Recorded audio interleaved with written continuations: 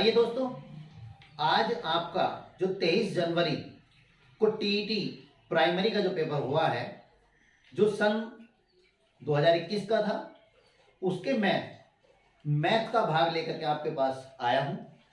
तो जिसका पहला क्वेश्चन मेरे पास जो बुकलेट सीरीज है वो आपकी ए है।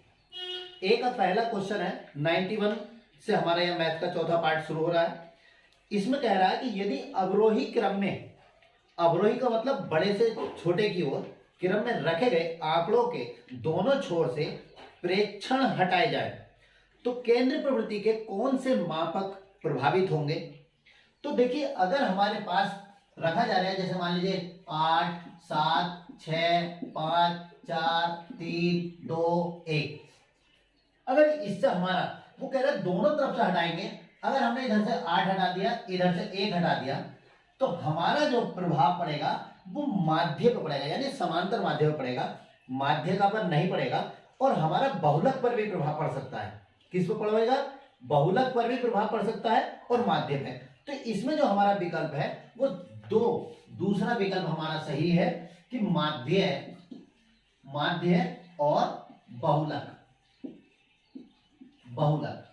क्वेश्चन नंबर 92 वो कह रहा है 5 सेंटीमीटर भुजा वाले एक घन के सभी फलकों पर रंग लगाया गया, यानी कि एक घन है उसके सभी फलकों पर रंग लगाया गया है। यदि इसे, जैसे 5 सेंटीमीटर का है, देखिए 5 सेंटीमीटर का हमने एक घन बना दिया, तो इसकी भुजा 5 सेंटीमीटर ये है, 5 ये है, 5 ये है, 5 ये। इसके यदि इसे 3 सेंटीमीटर घन वाले घनों में काटा गया, यानी कि अगर हमने इसे एक सेंटीमीटर के हिसाब से हमने एक घन सेंटीमीटर वाले घनों में काट दिया, तो 1, 2, 3, 4, 5, 1, 2, 3, 4, 5। तो वो कह रहा है कि एक घन सेंटीमीटर वाले कितने घनों में से केवल एक ही फलक पर रंग होगा। तो देखिए, जब एक सेंटीमीटर, क्योंकि यहाँ जो साइड वाले ये जितने भी घन हैं, ये साइड वाले जितने भी घन हैं, इनकी साइड इधर भी आ रही है, इधर भी आ रही है। तो इसका मतलब हमारे पास जो बचे बिना साइड वाले वो 1, 2, 3, 4, 5, 6, 7, 8, 9, यानी कि हमारे पास कितने बचे? 9। तो एक साइड इधर की 9, दूसरी साइड 9, फिर तीसरी साइड, यानी 6 फलक होते हैं। तो 9 गुणा 6 इक्वल टू 54, यानी 9 छंग 54। इसका विकल्प आपका हो गया हमारा फर्स्ट, यानी कि 54। क्वेश्चन नंबर 93 वो कह रहा है पंचभुज के अंतःकोणों का योग। देखिए, अंतःकोणों के योग का सूत्र होता है 2n-4 × 90। तो जब पंचभुज है तो पंचभुज में 5 भुजाएं होती है। पंचभुज में कितनी भुजाएं होती है? 5। तो 2 गुणा 5 -4 × 90, तो 5 दूनी 10 -4 × 90, तो 10 में 4 गए, 6 गुणा 9 90, तो 9 छंग 54, 540 दिन, 540 डिग्री। तो इसका भी मेरा फर्स्ट विकल्प है इसका 540। क्वेश्चन नंबर 94 वो कह रहा है एक खंबे का 4/7 भाग कीचड़ में है। एक खंबे का 4/7 भाग कीचड़ में है, यानी कि कीचड़ में धसा है ये 1/7। जब धसे हुए भाग का 1/3 भाग बाहर खींचा जाता है तो पाया गया कि 8 मीटर माप का खंबा अभी भी कीचड़ में है। यानी तो खंबे की माप पूछ रहा, तो हमने माना खंबे की माप हमारी x हो गई, तो कीचड़ में माप बराबर कितनी थी पहले? 4/7, यानी 4/7। अब निकाल कितना दिया? 1/3 भाग, यानी बाहर खींचा 1/3 गुणा 4/7x, यानी देखिए कीचड़ में था, धसे हुए भाग का 1/3 भाग निकाल दिया, तो 4/7 से 21x। तो अब कितना रह गया? तो शेष भाग कीचड़ में जो है, कीचड़ में कितना है हमारे पास? 8, क्योंकि वो 8 माप का खंबा अभी कीचड़ में है। तो पहले कितना था? 4/7x माइनस 4/21x बराबर 8। तो इसका एलसीएम आ गया मेरे पास 21। 7 से 21 3 चौक 12x माइनस 4x बराबर 8। तो 12 में 4 के कितने बचे 8x बटे 21 बराबर 8। तो 8x बराबर 8 गुणा 21, तो 8 से 8 कट गया तो x बराबर कितना आ गया 21। अतः इसका जो विकल्प है वो क्वेश्चन नंबर, इसका विकल्प नंबर 4, यानी कि खंबे की जो ऊंचाई है वो कितनी है 21 मीटर है। ओके, देखिए क्वेश्चन नंबर 95 वो कह रहा है ए और बी किसी काम को 12 दिन में करते हैं, यानी कि ए और बी का, ए तथा बी का एक दिन का काम, वो जब 12 दिन में कर रहे हैं तो एक दिन का काम निकालेंगे 1/12। उसी प्रकार बी और सी का काम, बी और सी करते हैं 15 दिन में तो 1/15 काम। ठीक, सी तथा ए का, सी और ए मिलकर के करते हैं 20 दिन में तो 1/20 भाग। देखिए यहां ए 2 बार है, बी भी 2 बार है, सी भी 2 बार है, तो ए बी सी का 2 दिन का काम बराबर कितना होगा 1/12 प्लस 1/15 प्लस 1/20, यानी कि सबका निकाल लेंगे। इनका एलसीएम हमारे पास 60 आ गया, 12 पंजे 60, 15 चौका 60, 20 तिया 60, तो 5 और 4 9 और 3 12/60, 12 को 12 पंजे 60, 1/5। तो ये 2 दिन का काम था। तो अब हम एबीसी का एक दिन का काम, एबीसी का एक दिन का काम बराबर 1/5 गुणा 2, 1/5 गुणा 2 यानी कि 1/10 दिन, 1/10 हो गया। अब वो कह रहा है ए अकेला उसे कितने दिन में करेगा, ए उसे अकेला कितने दिन में करेगा। तो ए कहां नहीं है, ए हमारा बी और सी में नहीं है, तो हम क्या काम करें, तीनों के एक दिन के काम में से बी और सी का एक दिन का काम घटा दे तो हमारा ए का काम आ जाएगा। तो लिखेंगे ए का एक दिन का काम बराबर हमारा क्या लिखेंगे हम 1/10 माइनस 1/15। तो यानी कि इसका एलसीएम आएगा मेरा 30, 10 तिया 30, 15 दूनी 30, 3 में 2 गए 1/3, यानी कि ये ए का एक दिन का काम 1/30 है, तो ए उसे 30 दिन में करेगा। तो अतः ए करेगा बराबर 30 दिन में। तो इसका विकल्प नंबर 2, इसका विकल्प क्या हो गया हमारा सेकंड, यानी कि 30 दिन। ओके,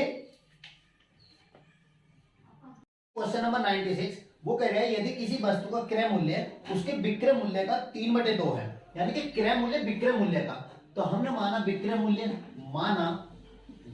मूल्य बराबर x, तो क्रय मूल्य बराबर 3/2x, यानी कि देखिए जब क्रय मूल्य हमारा ज्यादा विक्रय मूल्य कम होगा तो हमें हानि होगी, नुकसान होगा, यानी कि तो हम लिखेंगे हानि बराबर क्रय मूल्य माइनस विक्रय मूल्य, 3/2 x माइनस x, 2 एकम 2, 3x माइनस 2x अपॉन 2, तो 3 में से 2 गए 1x अपॉन 2। तो अब हम क्या निकालेंगे प्रतिशत हानि, तो प्रतिशत हानि बराबर हानि बटे क्रय मूल्य गुणा 100, 2 से 2 कटा, x कटा, यानी 100/3, तो ये कितना आ गया मेरा 33 सही 1/3%, यानी कि इसका 96 का हमारा तीसरा विकल्प सही है, 33 सही 1/3%। क्वेश्चन नंबर 97 है 97, इससे आसान तो सवाल ही नहीं था।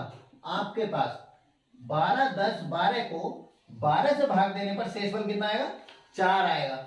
वेरी इट इज सिंपल, यानी कि देखिए 12 से 12 एकम 12, उतारा 1 नहीं जाएगा, 0 लगाएंगे, उतारा फिर ये उतारा नहीं जाएगा, फिर 1 उतारा, 12 अट्ठे 96, 12 अट्ठे 96, 11 में 6 गए 5, उतारा 2, 12 चौक 48, तो 12 में से 8 गया कितना बचा 4, तो इसका विकल्प नंबर 1, यानी कि इसका 4 आंसर आएगा। क्वेश्चन नंबर 98 वो कह रहा है 378 मल्टीपल 236 459 इंटू 312 वो कह रहे हैं इसके गुणनफल में इकाई का अंक क्या होगा। तो देखिए हम इतनी बड़ी गुणा नहीं करेंगे, हम क्या करेंगे इसकी इकाई का अंक और इसकी इकाई का अंक लेंगे।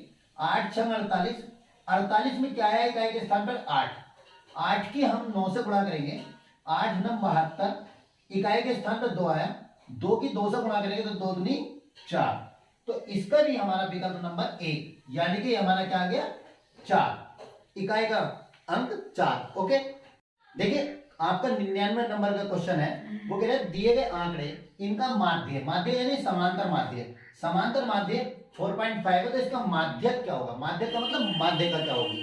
ठीक है, तो समांतर माध्य बराबर होता है हमारे पास, समांतर माध्य बराबर पदों का योग बटे पदों की संख्या। तो पद कितने हैं 1 2 3 4 5 6 7 8 9 10, यानी 10। अब इन्हें जोड़ लीजिए, 7 और 5 12, 12 और 7 19, 19 और 8 27, 27 5 32, 4 36, 36 और 3 39 और 1 40 और 2 42। ठीक है, इसकी जब इससे गुणा करूंगा तो 45.0 बराबर 42 प्लस x, ये जो x था मेरा x रह गया प्लस x, तो 45 में 42 गए तो 3 बचा, यानी कि x का मान 3 आ गया। जब हम माध्यिका निकालेंगे, जब माध्यिका निकालेंगे तो हमें इसे आरोही क्रम में या अवरोही क्रम में लिखना पड़ेगा। तो पहले आरोही क्रम के लिए 1 1 2 फिर 3 और x का मान भी 3 आया, ठीक, फिर 4, उसके बाद 5 2 बार है हमारे पास, 7 भी 2 बार है हमारे पास, और 8 गिन लीजिए 1 2 3 4 5 6 7 8 9 10। तो माध्यिका क्या होगी, जब ये पदों की संख्या 10 है तो पदों की संख्या 10 यानी कि समांतर माध्यिका निकालने के लिए जब पदों की संख्या 10 यानी सम संख्या होती है तो माध्यिका होती है n/2 वे पद का मान प्लस n/2 प्लस 1 वे पद का मान बटे 2। तो n का मान 10, तो 10 को 2 से भाग करेंगे कितना आएगा 5, 5 वे पद का मान प्लस 5 है 6 वे पद का मान पूरे के बटे 2। तो पांचवा पद क्या है हमारा 1 2 3 4 5, तो ये हो गया 4, और छठा क्या हो गया हमारा 5, 5 बटे 2, 5 या 4 9, 9 को जब 2 से भाग करेंगे तो हमारा 4.5 आएगा। तो इसका जो विकल्प संख्या है, इसकी भी विकल्प संख्या हमारी पहली है 4.5। ओके, इसके बाद क्वेश्चन नंबर 100, सांख्यिकी में विचरण का विश्लेषण नामक विधि का मुख्य श्रेय R.A. फिशर को दिया गया है। कुछ लोग इसका लाप्लास भी कहते हैं, तो यहां कंफ्यूजन हो सकता है, लेकिन इसका जो सही आंसर है वो R.A. फिशर होगा। अगला क्वेश्चन है 101, एक जो है इसमें त्रिभुज बनाया गया है, वो कह रहा है त्रिभुज ABC यानी 101 क्वेश्चन में इसकी भुजाओं के मध्य बिंदुओं को मिला करके A B C D E F यानी मध्य बिंदुओं को मिलाकर के एक त्रिभुज बनाया गया है। तो वो कह रहा है कि इनमें कौन सा कथन सत्य है। तो DEF इसका जो क्षेत्रफल है वो इस पूरे त्रिभुज के क्षेत्रफल का 1/4 होगा। ये इसका पहला विकल्प सही है, पहला विकल्प सही है, यानी त्रिभुज DEF का क्षेत्रफल बराबर होगा 1/4 त्रिभुज ABC का क्षेत्रफल। ओके, क्वेश्चन नंबर 102 वो कह रहा है यदि किसी दिए गए आंकड़ों का समांतर माध्य A और ज्यामिति माध्य G और हरात्मक माध्य H दिया है, तो इसमें सबसे सही संबंध कौन सा होगा। तो इसका दूसरा विकल्प सही है, दूसरा विकल्प, यानी कि A बड़ा होगा, और A बड़ा होगा बराबर भी हो सकता है गुणोत्तर माध्य के, और गुणोत्तर माध्य बड़ा होगा बराबर भी हो सकता है हरात्मक माध्य के, यानी कि इसका दूसरा विकल्प सही है। क्वेश्चन नंबर 103, ये क्वेश्चन नंबर 102 था। 103 में वो कह रहे हैं यदि दो संख्याओं का अंतर तथा गुणनफल क्रम से 5 और 36 है, यानी अंतर जो है वो a - b बराबर 5 और गुणनफल a b बराबर है 36। तो जब हम इसे हल करेंगे तो हमारी एक संख्या 4 आएगी और दूसरी संख्या हमारी 9 आएगी। जब हम इनके व्युत्क्रमों का अंतर निकालेंगे तो इसका आंसर हमारा 5/36, यानी चौथा विकल्प जो है 5/36, इसका आंसर 5/36 आएगा। आप कहें तो मैं दिखा सकता हूं इसका हल करके। तो सबसे पहले देखिए, हमने ये 4 और 5 निकाला तो 1/4 और 1/9, ये व्युत्क्रमों की बात कर रहा है, उनके व्युत्क्रमों का अंतर। तो इसका एलसीएम 4 और 9, 9 चौक 36, 4 9 36, 9 आया, 9 चौक 36, 4 आया, 9 में 4 गया कितना, 5/36। यानी व्युत्क्रमों का जो बड़ी संख्या है जब उसका व्युत्क्रम कर देंगे तो वो छोटी हो जाएगी, और जो छोटी है वो बड़ी हो जाएगी।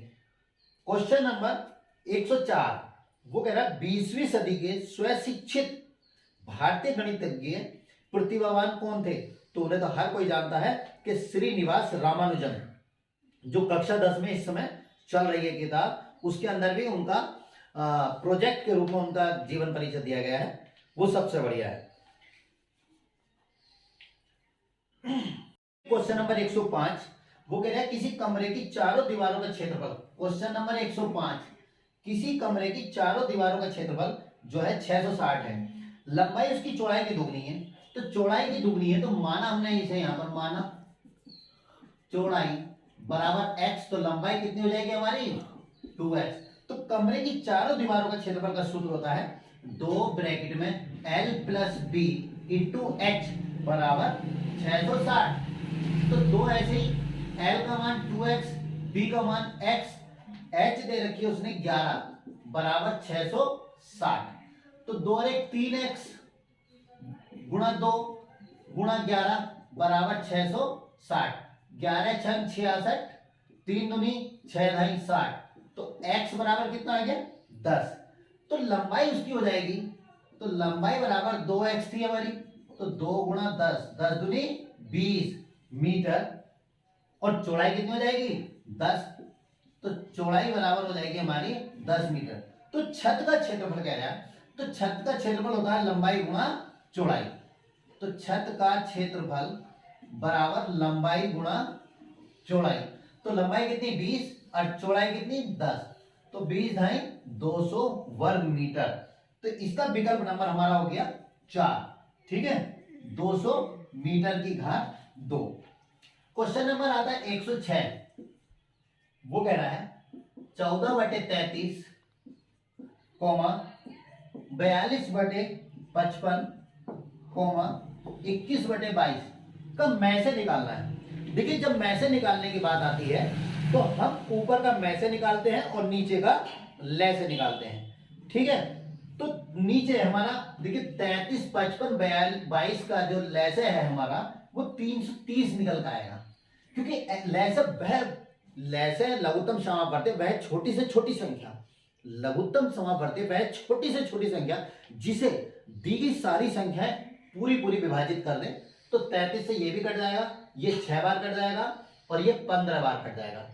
अब ऊपर जब में से निकालना है तो ऐसी बड़ी से बड़ी संख्या जो ऊपर सबको काटे, तो 7 दूनी 14, 7 छक 42, 7 21। तो इसका विकल्प संख्या कौन सी आएगी हमारी 4। विकल्प संख्या कौन सी हो जाएगी हमारी इसकी 4। ठीक है, अब देखिए क्वेश्चन नंबर इसी का 7, वो कह रहा ये वेरी मोस्ट इंपोर्टेंट क्वेश्चन था, कई बार क्वेश्चन आया है कि 7 + 2 √10 का वर्गमूल क्या होगा। तो देखिए 7 को हम लिखेंगे, हम इसका वर्गमूल निकालने के लिए बड़ी समस्या हमारे सामने आ जाएगी। तो हमने 7 को लिख दिया 5 + 2। अब ये हमारा पूर्ण वर्ग का फार्मूला है, हम इसे √5 को √5 का वर्ग और 2 को √2 का वर्ग प्लस 2√10, क्योंकि 10 के टुकड़े 2 पंजे 10, 2 पंजे 10, तो 2 और 5 हमें यहां मिल रहा था, तो इसलिए ये हमारा बन गया √5 प्लस √2 का वर्ग। तो इसका जब वर्गमूल लेंगे तो वर्ग से वर्गमूल हट जाएगा, तो इसका विकल्प नंबर क्या हो जाएगा हमारा सेकंड, यानी √5 प्लस √2, ये हमारा आंसर होगा। ओके, देखिए क्वेश्चन नंबर 108, वो कह रहा है एक वर्ग और एक समबाहु त्रिभुज की एक भुजा उभयनिष्ठ है, यानी वर्ग, ये हमारा वर्ग है और एक समबाहु त्रिभुज है। तो मान लीजिए समबाहु त्रिभुज ये है हमारा, इनकी एक भुजा उभयनिष्ठ है, यदि समबाहु त्रिभुज की एक भुजा 4/3 है, यानी कि ये 4/3 है, तो जब समबाहु त्रिभुज है तो ये भी 4/3 होगा, ये भी 4/3 होगा। और जब बात उभयनिष्ठ भुजा की है तो ये हमारी वर्ग की भुजा है, ये भी हमारी 4/3 तो वो कह रहा है तो इस आकृति का परिमाप, परिमाप का मतलब यहां से हम चले ये और ये, तो यानी कि 3 साइड तो हमारी 1 2 3 तो ये हो गई, तो 4/3 गुणा 3, 3 से 3 कट गया, कितना आ गया 4। अब 2 साइड हमारी ये बची, तो 4/3 गुणा 2, तो 4 दूनी 8/3। तो जब हम इसे भाग करेंगे तो 3 दूनी 6, 2 सही 2/3, तो 4 हमारे पास ये आ गया और 2 हमारे पास ये आ गया, तो 4 और 2 कितना हो गया 6। तो इसकी जो संख्या आ गई विकल्प संख्या 6 सही 2/3 सेंटीमीटर, यानी कि इसका जो परिमाप होगा 6 सही 2/3 सेंटीमीटर होगा। क्वेश्चन नंबर 109 वो कह रहा है कौन सी संख्या 99 से विभाजित होती है। देखिए 99 का मतलब हो गया हमारा 11 गुणा 9।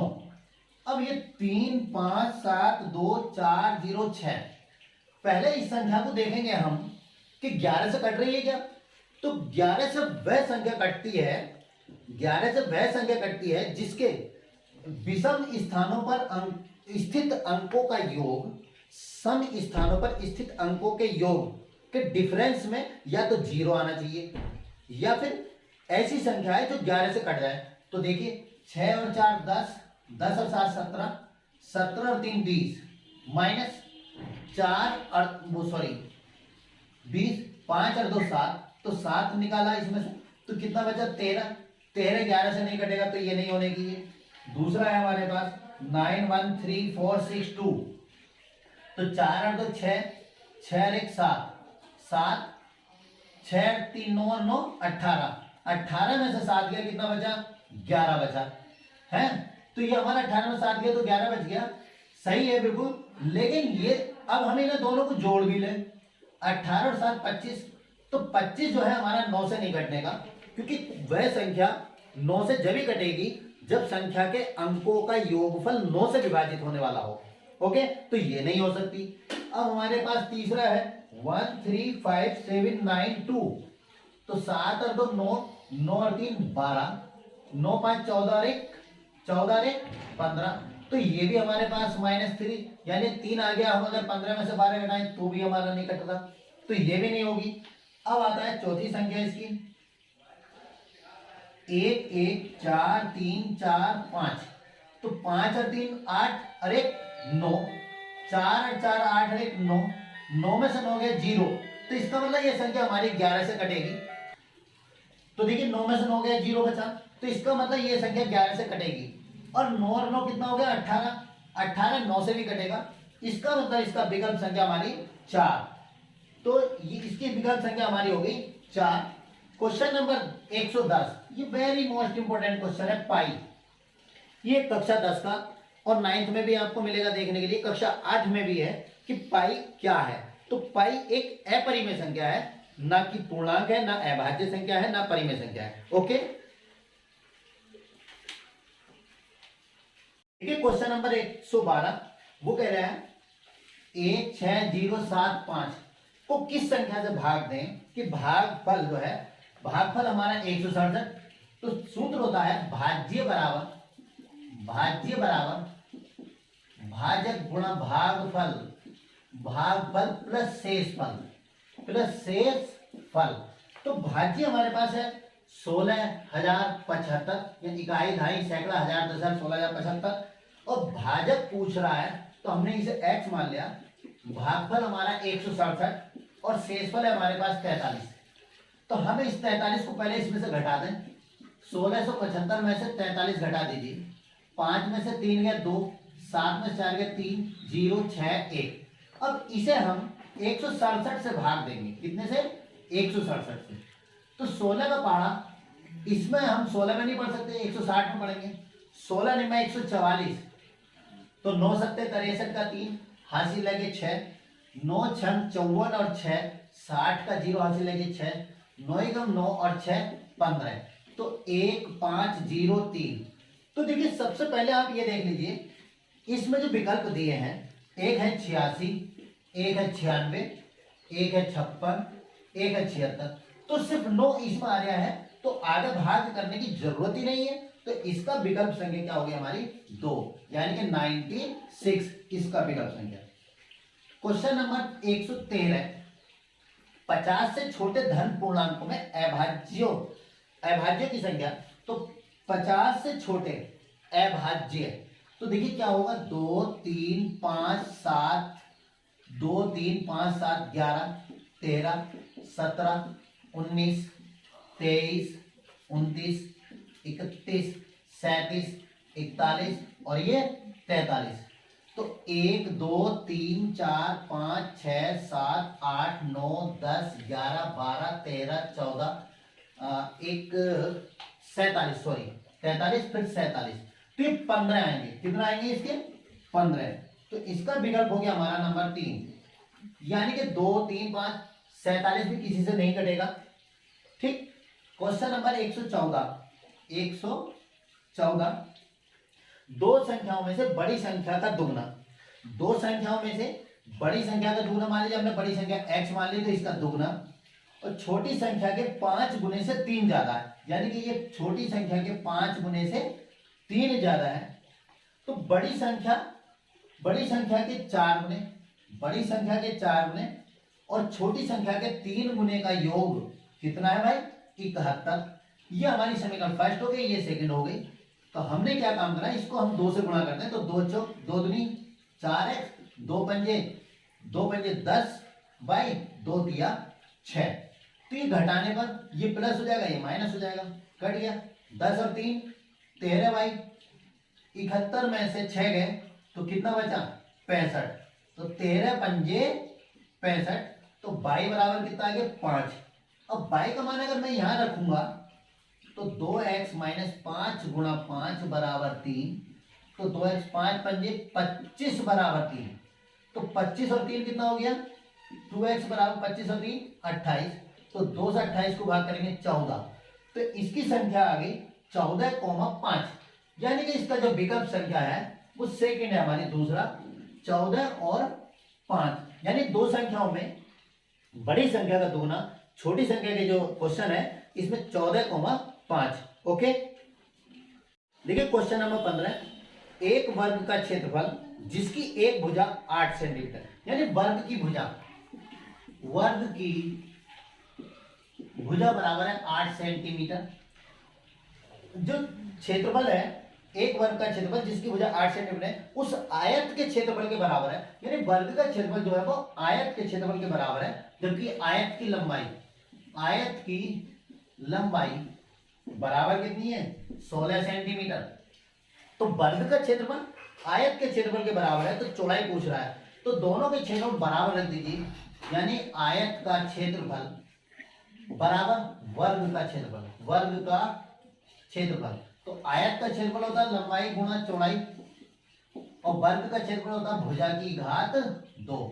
तो यानी 16 गुणा x बराबर 8 की घात 2। तो 16 गुणा x बराबर घात 2 है तो 2 बार लिखेंगे तो 8 दूनी 16 इस 8 से 16 को काट दे 2 बार 2 चौक 8 तो x बराबर कितना आ गया 4 यानी आयत की जो चौड़ाई है वो 4 सेंटीमीटर। तो इसका विकल्प संख्या हमारी 4 है 4 सेंटीमीटर। क्वेश्चन नंबर 116 वो कह रहा है a/3 b/4 c/7 तो a plus B plus c/c का मान क्या होगा। तो इसका आंसर 2 है। मैं दिखाता हूं कैसे। जब ये बराबर दे रखा है तो हमने इसके स्थान पर x मान लिया तो a बराबर हो गया हमारे पास 3x b बराबर 4x c बराबर 7x। यानी जब भी कभी ऐसा रेशियो की बात आए तो उसमें कुछ ना कुछ मान लीजिए आप लोग। तो a बराबर 3x b बराबर 4x c बराबर 7x रख दीजिए यहाँ a का मान 3x 4x plus 7x upon में c है तो फिर 7x। तो 7 और 3 10 4 14 14x को 7 से भाग करेंगे तो 7 दूनी कितना आ गया 14। तो इसका विकल्प संख्या क्या हो गई हमारी 2। इसकी विकल्प संख्या हमारी 2। ओके। क्वेश्चन नंबर आपका आता है 117। वो कह रहा है 5 जनवरी 1991 को शनिवार था, यानी 5 जनवरी 1991 को शनिवार था। कौन सा दिन था शनिवार। तो वो कह रहा है 3 मार्च 1992 को कौन सा दिन होगा। तो इसका आंसर मेरी तरफ से तो मंगलवार है और इसका मंगलवार ही आएगा। वो कैसे आएगा मैं आपको अभी बताता हूं। देखिए 5 जनवरी 1991 से पहले हम, क्योंकि जनवरी 31 दिन की होती है, तो 5 जनवरी की बात कर रहा है तो 5 दिन से पहले 5 जनवरी से पहले 4 दिन निकाल दिए, तो 31 में से 4 निकाले तो कितने बचे 27 दिन। और 91 में जो फरवरी है वो हमारी 28 दिन की होगी। ठीक है। फिर मार्च का महीना हमारा 31 दिन का होगा। हम अपने हिसाब से लगा सकते हैं जनवरी फरवरी मार्च अप्रैल। अप्रैल 30 की होगी हमारे पास। अप्रैल मई जून जुलाई, तो अप्रैल फिर हमारे पास 31, जनवरी फरवरी मार्च अप्रैल मई जून, जून हमारे पास जून जुलाई अगस्त सितंबर अक्टूबर नवंबर दिसंबर, यानी जनवरी फरवरी मार्च अप्रैल मई जून जुलाई अगस्त सितंबर अक्टूबर नवंबर दिसंबर। फिर हमारे पास जनवरी और फरवरी जो है वो हमारी 29 की होगी, क्योंकि 1992 जो है हमारा 4 से कट जाएगा। 4 चौक 16 बचे 3 उतारा 9 4 9 36 बचे 3 उतारा तो 4 अट्ठे 32, यानी कि ये इससे हमारा कट गया। तो ये हमारे टोटल मिलाकर के जो दिन आएंगे तो हमने इन्हें ऐड कर लेंगे और फिर इसमें 3 मार्च प्लस 3 मार्च इन्हें भी जोड़ लीजिए। तो 9 और 1 10 और 3 13 का 3 हासिल लगा, 1 3 और 2 5 और 1 6 63 ही आ गया। और ये जो मिलाकर के हैं ये हमारे पास है 361 दिन। तो 361 तो ये हो गए हमारे और 63 ये हो गए, तो 363 3 और 1 4 6 6 12 3 और 1 4, यानी कि हमारे पास यहां से यहां तक टोटल मिलाकर 424 दिन हो गए। क्योंकि सप्ताह 7 दिन का होता है तो हम इसे 7 से भाग करेंगे, तो 7 छंग 42 उतारा 4 0 नहीं जाने का। तो यानी कि जब हमारा शनिवार से स्टार्ट हो रहा है तो हमने सप्ताह शनिवार से, तो 7 दिन हमारे पास शनिवार के। तो फिर जो ये चौथा दिन है 1 2 3 4, तो फिर शनिवार से स्टार्ट होगा, शनिवार रविवार सोमवार मंगलवार। तो इसलिए इसका पहला विकल्प जो होगा वो मंगलवार होगा। ओके। क्वेश्चन नंबर 118 वो दिया है कि 1/3 की पावर -3 -1/4 की पावर -2 डिवाइडेशन है 1/4 की पावर -3 से। तो देखिए जब इसकी घात माइनस है तो मैं इसे नीचे की बजाय ऊपर ले जाऊंगा, तो 3 की घात 3 -4 की घात 2। क्यों, हमारे पास 1/3 की घात जब -3 है तो 1 की घात -3/3 की पावर -3, तो माइनस वाली पावर ऊपर वाली नीचे, तो 3 की पावर 3/1 की पावर 3 ये आ गया। -4 डिवाइडेशन 4 की घात 3, तो देखिए 3 की घात 3 का मतलब 3 या 9 या 27 -4 चौक 16 भाग 4 चौक 16 चौका 64। ठीक है। तो 27 इसमें से 27 में 16 गए तो कितना बचे 11/64। तो इसका जो आंसर है वो हमारा चौथा सही है विकल्प। इसका चौथा विकल्प सही है, यानी 11/64। ठीक है। क्वेश्चन नंबर 119 वो कह रहा है एक त्रिभुज की रचना करने के लिए संभव भुजाएं, एक त्रिभुज की रचना करने के लिए संभव भुजाएं। किसी त्रिभुज की जब ही रचना हो सकती है जब उसकी 3 भुजाएं दी हो, उनमें जो बड़ी भुजा है उसको रख लिया जाए एक तरफ, और जो शेष 2 भुजाएं हैं, जो शेष 2 भुजाएं हैं उनका योग उस बड़ी भुजा से अधिक आना चाहिए। यदि अधिक है तो आप ये समझ लीजिए त्रिभुज बन रहा है, वरना नहीं होने का। तो देखिए इसका पहला विकल्प सही है, क्योंकि 6.3, 5.9, 4.6, क्योंकि सब ये तीनों सेंटीमीटर में है। पहली बात ये तीनों सेंटीमीटर में है। दूसरी बात ये है कि 6.3 बड़ी है और ये दोनों छोटी हैं, इन्हें ऐड कर लीजिए। 9 6 15 का 5 हाथ से लगे, 5 4 9 1 10, यानी कि ये संख्या ये जो है इनसे छोटी रह गई। इसका मतलब यही त्रिभुज बनेगा। दूसरी वाली में जो दिया है वो मिलीमीटर दिया है। क्या दिया है? मिलीमीटर दिया है और 1 सेंटीमीटर दिया है। दो भुजाएं मिलीमीटर में दी हैं और 1 सेंटीमीटर। तो मिलीमीटर को सेंटीमीटर में बदलने के लिए, मिलीमीटर को सेंटीमीटर में बदलने के लिए 10 से भाग करेंगे। ओके, दिखाता हूं। क्योंकि 1 मीटर बराबर 1000 मिलीमीटर और 1 मीटर बराबर 100 सेंटीमीटर। तो ये हमारे पास 1000 मिलीमीटर बराबर कितना? 100 सेंटीमीटर। 0 से 0 कट गया, तो 1 मिलीमीटर बराबर 1/10 सेंटीमीटर। ओके, कि इसके जो सेकंड हैं 3.5 सेंटीमीटर और 9.2 सेंटीमीटर और 5.3। तो देखिए ये बड़ी है, ये दोनों छोटी हैं। तो 5 और 3 8, 5 और 3 8, यानी कि इन दोनों का सम इससे छोटा हो गया, तो यहां भी त्रिभुज नहीं बनेगा। और चौथा है 6,3,3, तो इन दोनों का सम इसके बराबर है, तब भी त्रिभुज नहीं बनेगा। तो इसका मतलब इसका पहला विकल्प सही है। क्वेश्चन नंबर 120, लास्ट क्वेश्चन है आपका ये।